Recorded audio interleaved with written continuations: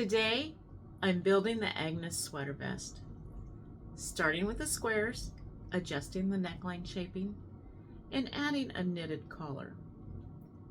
At the end of this video, I realized the collar still needed refinement. So, I want to walk you through the process. What I'm changing, why I'm changing it, and how the proportion revealed itself as I was building it. Hi, welcome back to Platinum Knots. I'm Shannon, the creator here. Let's take a look at how my week went. First, as you see, I have finished most of my squares. I have left the last 6 of the squares unfinished. That way, I can fill in and adjust with the color combos once I have the vest laid out and I can see how the placement goes. Going with what I have finished, I am sorting out the neckline pieces. I will use a total of 8 squares. Once I am happy with the squares I've chosen, I will sew them together.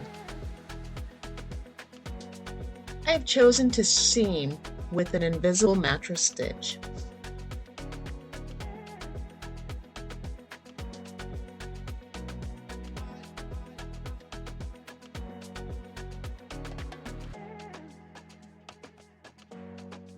My favorite part of using the mattress stitch is when I zip it up. It's like magic, and I prefer not to see a ridge in my work, in my finished work.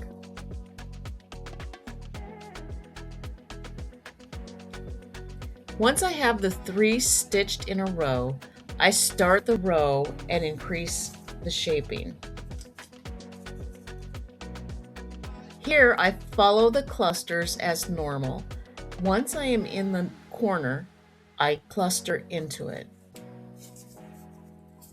Then in the corner chain of the attached square, I place 1 double crochet. Then over the top of the next 3 double crochet clusters, I place 1 half double crochet in the top of a double crochet, 1 single crochet in the next double crochet, and I slip stitch into the last, and then I tie off.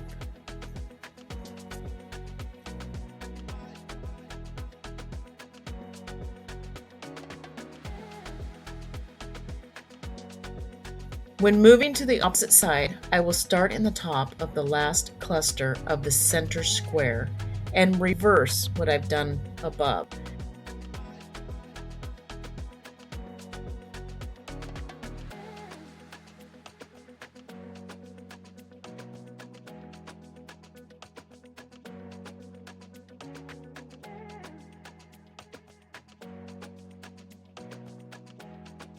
So I will slip stitch into the top of the first double crochet.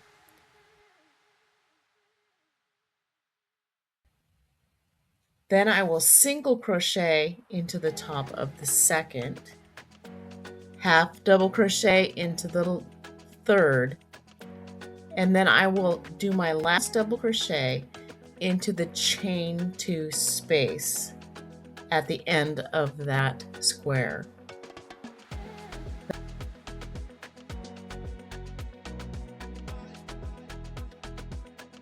Then I'll move into the next square and I'll just continue with my clusters. So I will cluster into the chain 2 space and then cluster, skip over the 3 double crochets and cluster into the next just as a normal granny square.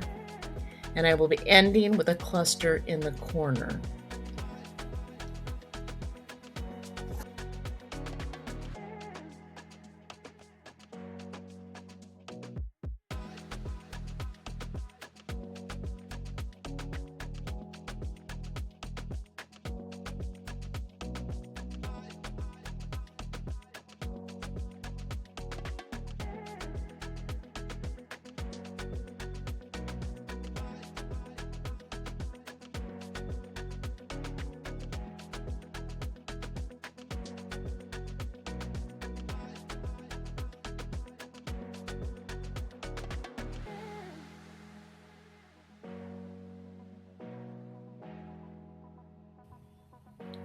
So here we will add that shoulder piece, or the neck piece that rises to the back.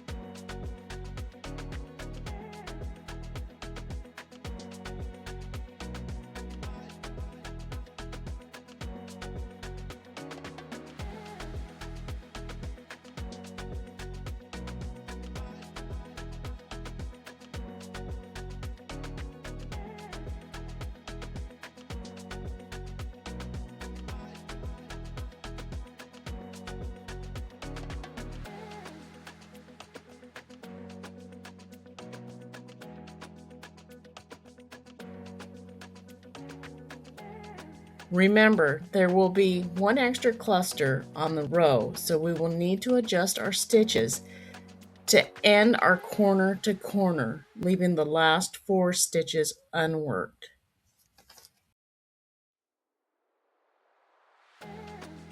Here you can see what I'm talking about.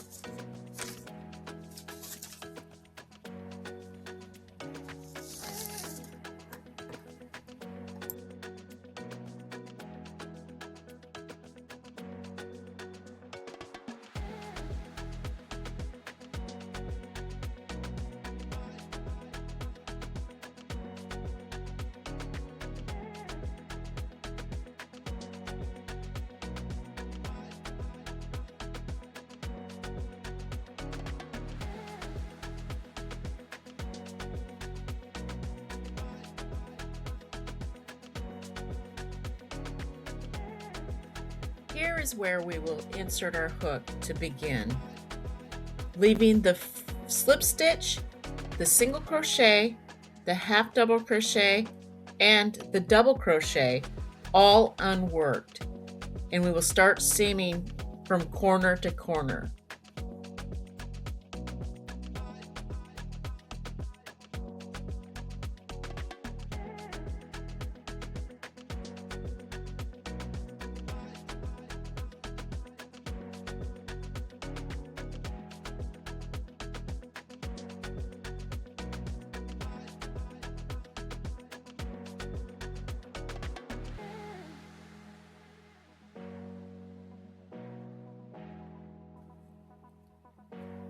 Here is a closer look at how I mattress stitch across, absorbing the one extra cluster to match corner to corner. I will do this at 3 separate times.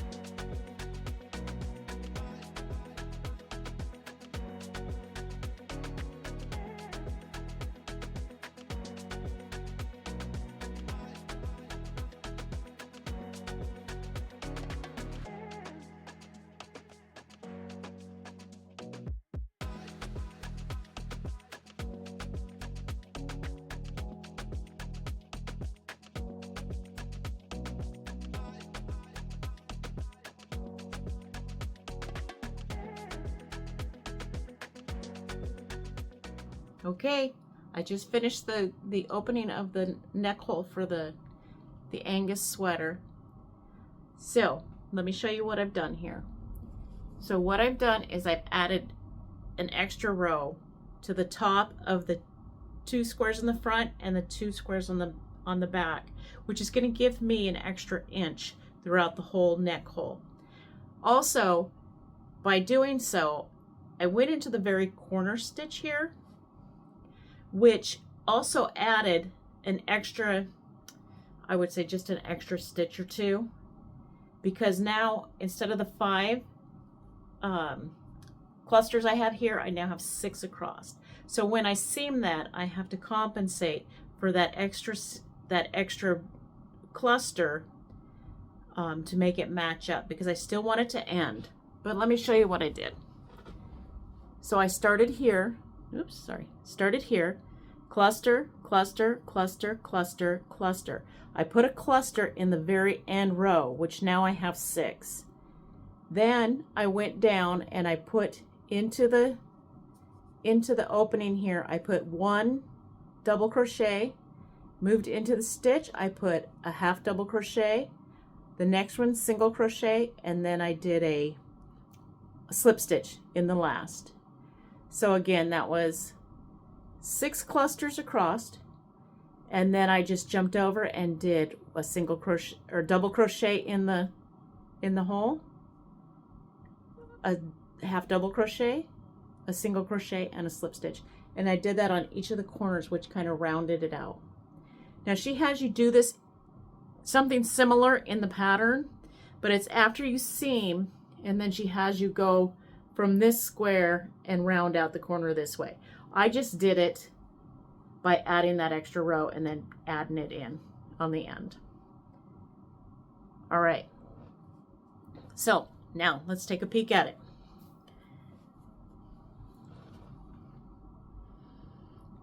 It goes over so easy compared to what it was before, and like I said, it added an extra inch.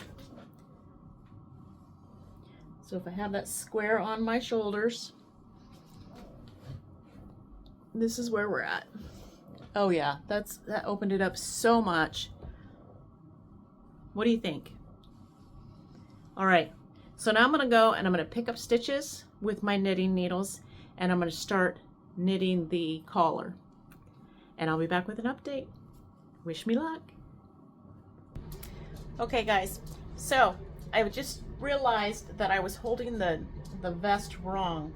The way that she has it is that she's got an extra row in the back. So it's actually gonna go this way for the neck hole. So this is actually the back of my neck. So let me try it again. I'll snug it up to the back. I was thinking that this piece was the top of the shoulder, but it's actually not. So, oh yeah, that's even better. I think we are on the right track. So right now I'm just looking to find out which needle I'm gonna need, and it looks like she uses the same, so I'm just gonna pull out. I used a 4.25, so I'm gonna pull out my 4.25s and I'm gonna go ahead and get started. All right, you guys. Hi guys, it's the next day. I did finish the neck hole, so I wanted to jump on here and show you. I went ahead and pulled all my stitches through, and my count actually ended up exactly the same as her count. So I think with her adding the extra stitches, when you go through and you snug up that corner, she adds extra stitches into the neck hole where we actually added, or where I actually added with the extra rows here. So here it is.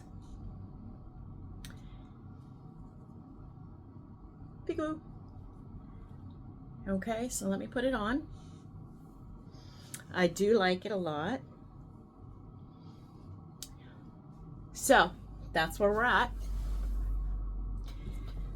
And I do have to say that I do not care for how short it is. I think I want a longer collar, and it's a little bit loosey-goosey.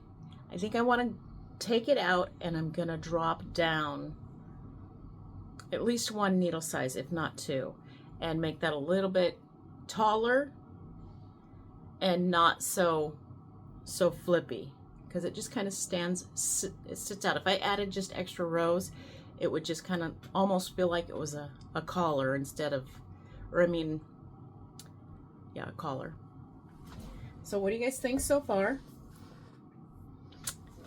Would you do that? Do you like that? I just, with the bind off that she uses, it's super stretchy. So it actually outstretches the actual vest itself. So I think, yeah, I'm going to drop down. Okay, so I'm thinking maybe the next time you see me, oh, you know, I did want to check one other thing. So let's see. If the vest hits me here, pulled forward, I need to check the length and decide if I'm going to put extra rows in between. I would put 2 extra rows between each of the next 2 rows to give me a little more length. So if it sits here, so if I put my finger here, and there's 3 more rows that are attached. Yeah, 3 more rows.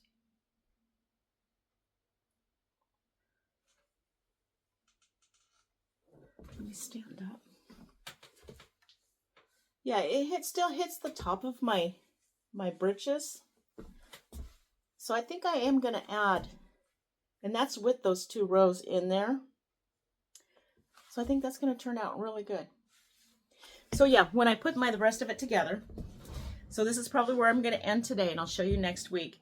I'm going to drop down a needle size or 2, and I'm going to increase my row count. Right now she has us doing 4 rows.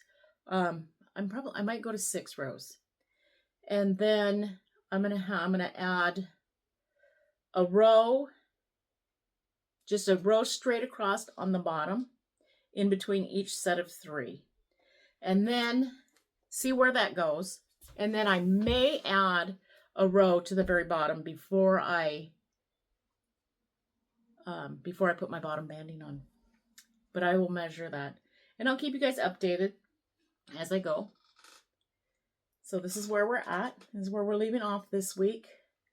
So there'll be 3 more rows added to the back and 2 more added to the front. Okay. So that's it for this week, and I will see you hopefully with a finished Agnes sweater vest next week. Have a great week.